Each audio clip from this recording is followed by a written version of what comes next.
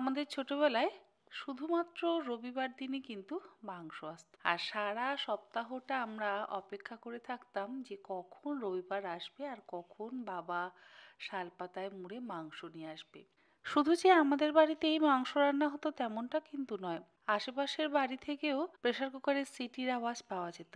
আর পাওয়া যেত সারা পাড়া জুড়ে করা সুন্দর মাংসের গন্ধ। এখন তো সেরকম মাংস রান্নার গন্ধই যেন পাওয়া যায় না।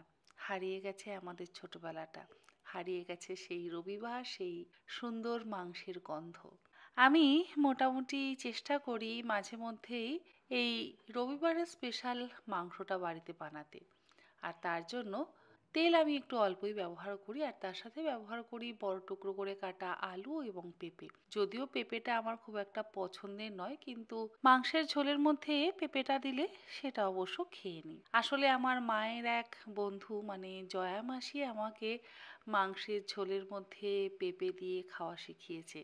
আর তারপর থেকেই আমি মাংসের ঝোল বানালে বড় টুকরো আলু আর বড় টুকরো পেঁপে ব্যবহার করি। জয়া মাসি আমাকে যেরকমভাবে মাংসটা বানিয়ে খাইয়েছিল, আমি ঠিক সেই রকমভাবেই বানানোর চেষ্টা করেছি। কড়াইতে অল্প সর্ষের তেল গরম করে নেওয়ার পর তার মধ্যে বড় টুকরো করে কাটা আলু আর পেঁপেগুলোকে হালকা করে ভেজে তুলে নেওয়া হয়েছে।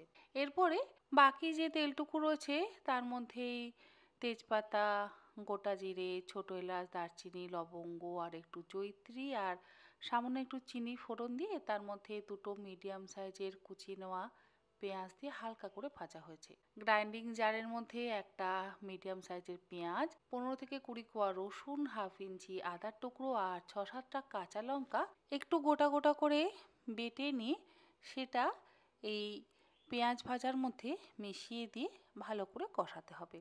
আর যেহেতু তেলের পরিমাণ কম, সেই জন্য 2 টেবিল চামচ পরিমাণে কাশ্মীরি লঙ্কার গুঁড়ো আর হাফ চা চামচ পরিমাণে হলুদ গুঁড়ো জলের মধ্যে গুলে নিয়ে সেটাও মশলার মধ্যে দিয়ে 4-5 মিনিট কষানোর পর মাংসের টুকরোগুলোকে দিয়ে ভালো করে কষাতে হবে। দুটো ছোট সাইজের টমেটো আমি অবশ্য কষানোর সময় ব্যবহার করেছি, কারণ জয়ামাসি আমাকে বলতো যে টক দই না দিয়ে একটু টমেটো দিতে।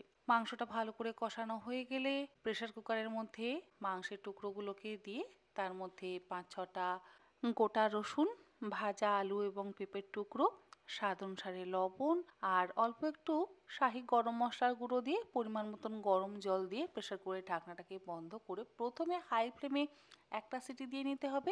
একটা সিটি হয়ে গেলে গ্যাসের ফ্লেমটাকে লোতে করে 4টে সিটি দিয়ে আমরা মাংসটা সেদ্ধ করে নেব।